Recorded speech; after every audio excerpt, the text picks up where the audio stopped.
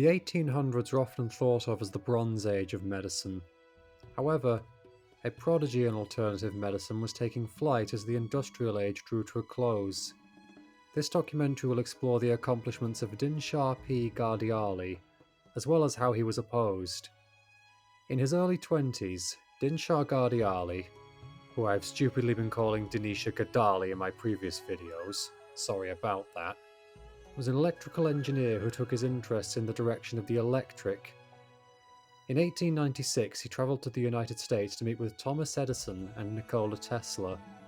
Soon after, he left his career in medicine behind to focus on electrical medicine, chiefly studying medical electricity and coloured light therapy. In 1897, Dinshah was presented with an opportunity to apply his knowledge to save a woman's life after other doctors wrote her off as mortally sick. He got to work straight away, hoping to bring forth a new era in electrical-based medicine. Dinshah applied coloured light directed to her body using a blue-coloured glass bottle and a kerosene light to illuminate her. She recovered and was grateful to Ghadiali for his help. Dr. Pata Havasi documented his findings. Records say she suffered from an autoimmune disease called mucus colitis. The same year, Dinshah campaigned for various civil reforms for the Indian people, many of which related to his medical practice. As India fought the bubonic plague, the established medical treatment saw a 40% survival rate for the sick, while Dinshah maintained a rate of 60%, as he carefully monitored the well-being of their hearts using caffeine, ammonia, and other stimulants alongside iodine trichloride. The year 1897 was also a turning point for his medical thinking. A friend's niece was dying from another case of mucus colitis. The physician who was treating her was using accepted drugs to no avail. Dinshah was aware of the theory of chromatic healing, and was convinced that this was her only hope. He used light from a kerosene lantern with an indigo-coloured glass bottle as a filter. Milk was placed inside of the bottle of the same colour, and then exposed to sunlight. The patient later drank this, and after 3 days she was able to get out of bed. This was the beginning of the Spectro-Chrome. Before leaving his homeland, Dinshah established the Electro-Medical Hall in Ajmer in 1900, opening another the next year in Surat, where he became renowned for his successful treatment of the bubonic plague. He departed India in 1908, and spent 3 years travelling Europe promoting his inventions, even giving a lecture on prohibition in London to offer drink as a substitute he named alcohol-free wines. In August 1911, Ghadiali and his wife and 2 children officially immigrated to the United States. Despite his talent, he could not find work easily, and his wife Manek left him the next year. While raising his 2 sons, he invented the Dinshah automobile engine fault finder and anti-forgery pen. He donated the fault finder to the US government for use on aircraft. It could be that US planes of World War I have Ghadiali to thank for their efficiency. In 1917, he was naturalized as a citizen of the United States. By 1918, he was commissioned as a captain of the New York City Police Reserve, and joined the American Association for Progressive Medicine. 1920 was another pivotal year for Ghadiali, as his research on the Spectro-Chrome was complete in April, and he gave his first lecture on the Spectro-Chrome therapy. In the same year, the Spectro-Chrome Institute was established in New York City. In December, the first class for training of use of the Spectro-Chrome began with 27 students present. Over the next 4 years, he conducted 26 more classes from the Atlantic to the Pacific, with 800 attending. For the next 46 years, Ghadiali lectured, wrote books on the Spectro-Chrome, designed the colour equipment and accessories. He defended himself and his work in dozens of litigations. Lawsuits were fought in Portland, Cleveland, Buffalo, Wilmington, Washington DC, Brooklyn, and twice in Camden. In Camden, he won by documenting he was of the white race, and therefore should not be deported, 17 years after he'd been naturalized. If the racist legal system wants to trip over its own 2 feet, I won't complain. Officially called the Spectro-Chrome Therapeutic System, the Spectro-Chrome was founded on Ghadiali's belief that the body was made up of oxygen, hydrogen, nitrogen, and carbon, which were coloured blue, red, green, and yellow. His hypothesis could be called prophetic, as modern research has said this of the gases he worked with.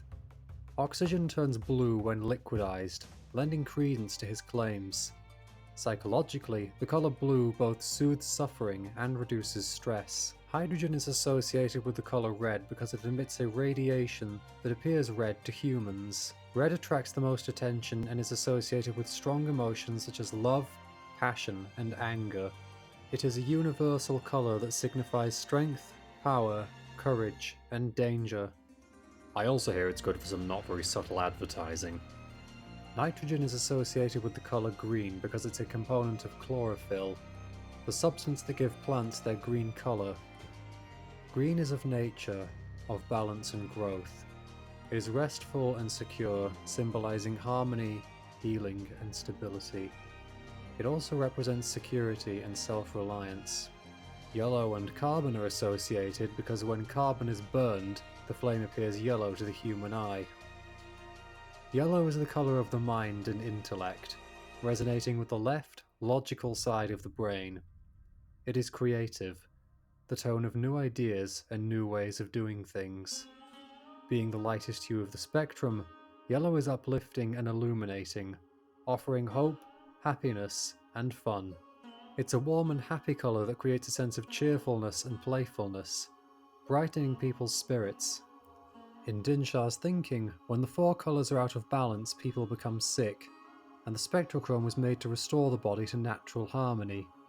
He published a chart that showed the 22 different parts of the body that colour should be projected on in order to cure different illnesses. He also specified the exact time of day each hour-long sitting should take place, in a series of complicated regional astronomical tables. Ghadiali's treatments required taking place in a darkened room, with the patient exposing the part necessary for the healing. With their eyes open and their head facing north if lying down, south if seated, so that the body is aligned with the Earth's magnetic fields.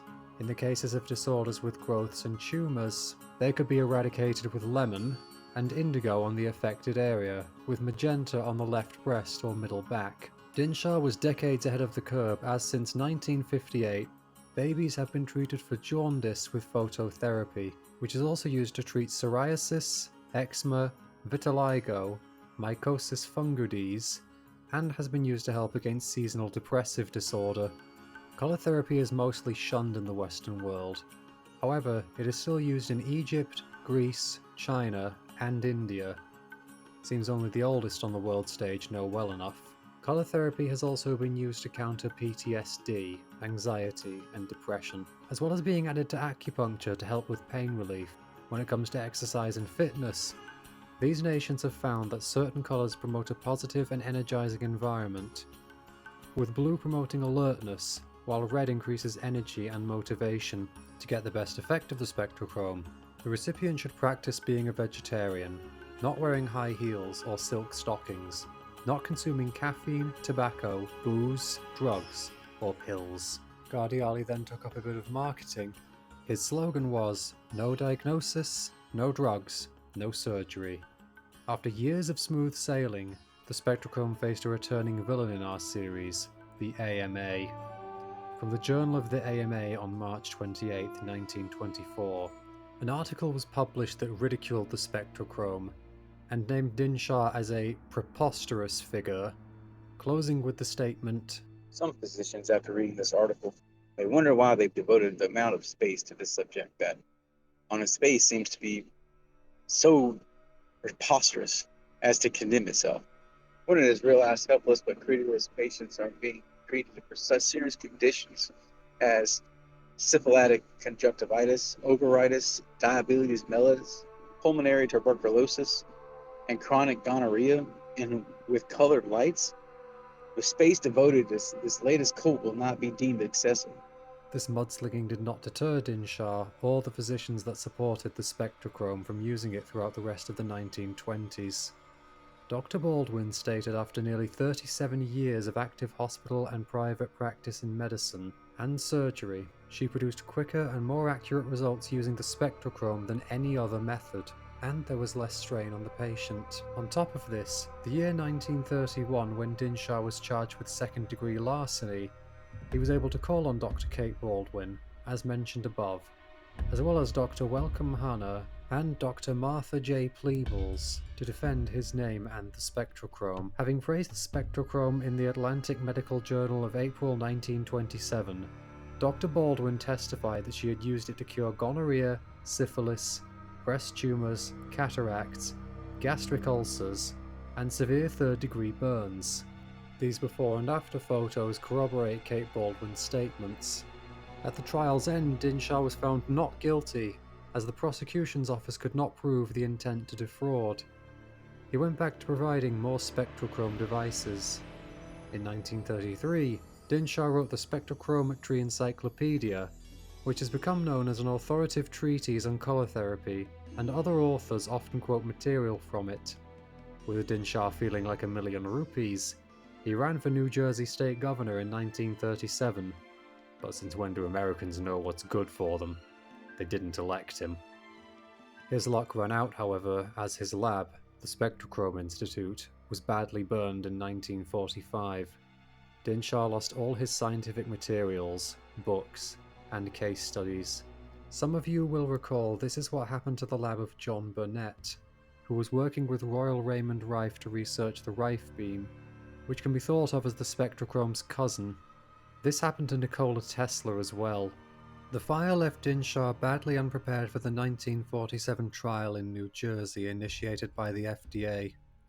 Dinshah was charged with introducing a misbranded article into interstate commerce. That interstate trading excuse has become something of a running fixture in our series, as this is also what happened to Harry and Wilhelm Reich. At the trial, things turned sour for Dinshah as one of his key witnesses experienced a seizure while testifying that he was cured of them. Not the best luck for Dinshah, who was fined $25,000. His books and lamps were seized, and he was placed on a 5-year probation. The total value of his books was estimated at $250,000, which is around $3.2 million in 2025 money. But can you really put a price on people's health? Or the old man's vigour? 5 years and 1 day later, Dinshah was back to his usual self as he opened the Visual Spectrum Research Institute. He began selling lamps labelled as having no curative or therapeutic value, but in 1951, the authorities paid Dinshah a visit. They laid out all of his devices on the street as the old man and his neighbours watched. Then they tore them to shreds. The government then forbid the shipping of the Spectro-Chrome across state lines in 1958. Dinshah was sentenced to jail. It's not clear how long he was supposed to serve there, but he was able to charm the prison system into letting him out after 18 months. After which, rather than mellow, Dinshah continued selling his inventions and giving lectures during his mid-80s in New Jersey. Old dog, new tricks. It was a sad day when Dinshah passed in 1966, but over half a decade later his work is still impressive. I'd go so far as to say he may be the most intelligent man I've ever covered, and that is saying a lot. After his death in 1966, his sons took over and managed the Dinshah Health Society of Malaga, New Jersey, registering it as a non-profit, scientific, educational, tax-exempt organisation. The society still sells all kinds of light therapy books, including a history of the Spectro-Chrome by Dinshah himself in 7 cloth-bound volumes priced at $220. You can also find instructions for building an inexpensive Spectro-Chrome from a light bulb, cardboard, and coloured plastic sheets.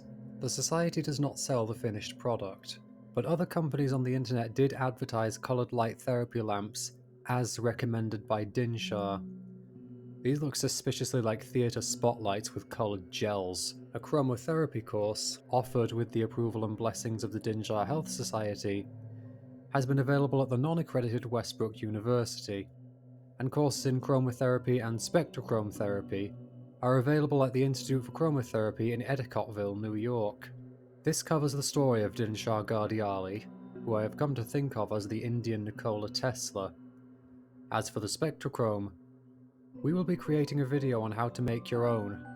If you enjoyed this documentary, please consider joining our Patreon, as we are planning to cover the story of Dr. Sebi. Sharing this video and subscribing would also do wonders for us.